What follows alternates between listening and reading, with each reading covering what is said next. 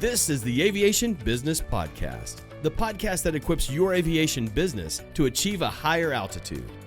Now, here's your host, Tim Bonnell. Well, welcome back to the Aviation Business Podcast. And if any of you have ever traveled to London, England, and ridden the subway there, you will know the phrase, "Please mind the gap," which is said pretty much every time the door opens and people step from the subway onto the platform, where there is a little bit of a gap between the subway car and the platform.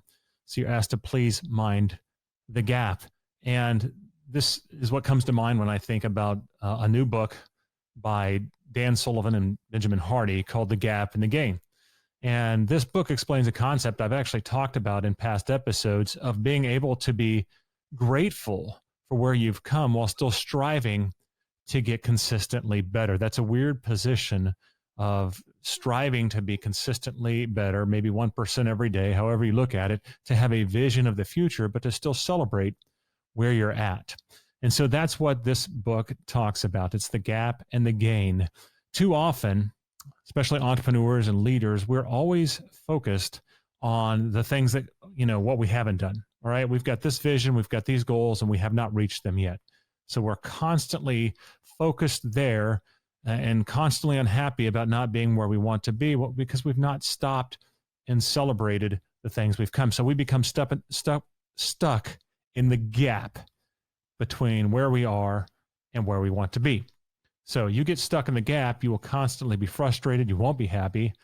And, without the gratitude of where you've come, you won't have the perspective it will take to do well and succeed, no matter how big you grow. Because once you hit your goal or your vision, if you're not celebrating the distance you've come to get to that point, you're still going to be unhappy. There'll be a constant state of unhappiness. That is the state of living in the gap. So you want to be living in the gain.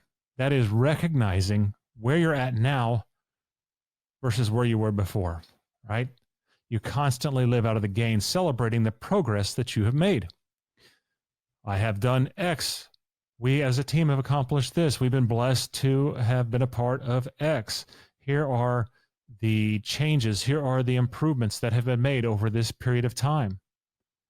And yet we're still going to grow, but we are going to celebrate what has happened.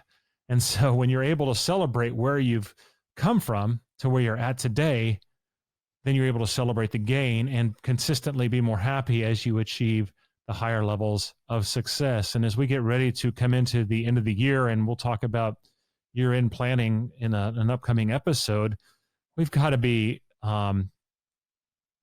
taking up this opportunity to celebrate. Gratitude is something that comes up in this Christmas and holiday season. So we need to be grateful. Think about what we've done in this last quarter, how far we've come in the last year. There may have been some challenges. There may have been some difficulties, but hopefully there's some things to celebrate. If not, there needs to be some other conversations, right?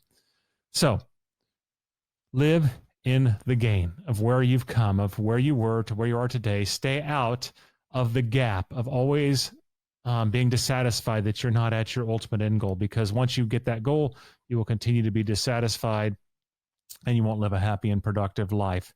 So, as they say in London, please mind the gap. Take your business, your leadership, and your life to a higher altitude by being a person who lives in the gain, not the gap. Well, here's your aviation fun fact for the day, and we're going to go back to December 20th of 1957, where we saw the first flight of the Boeing 707 commercial airliner. The 707, according to Wikipedia, is an American long-range narrow-body airliner produced by the Boeing Commercial Airplanes. It's the first jetliner. Although it was not the first commercial jetliner in service, the 707 was the first to be widespread and is often credited with the beginning of the jet age.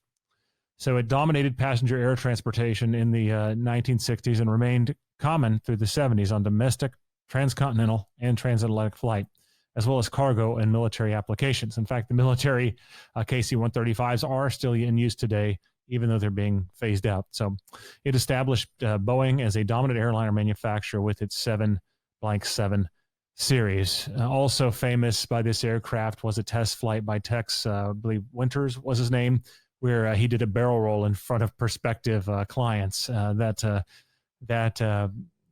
test flight has gone down in aviation history, and you can see that aircraft at the Stephen Udvar-Hazy Smithsonian Air and Space Museum there near Dulles Airport in the Washington, D.C. metro area.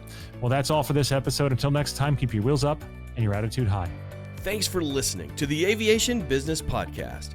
If you found this episode of value, please share with someone who could benefit from its content. You can stay up to date by subscribing in iTunes or your podcast player of choice. This episode is brought to you by Aris Insurance Solutions, your flight plan for navigating the turbulence in aviation insurance. To find out more, go to arisinsurance.com. That's AERIS insurance.com.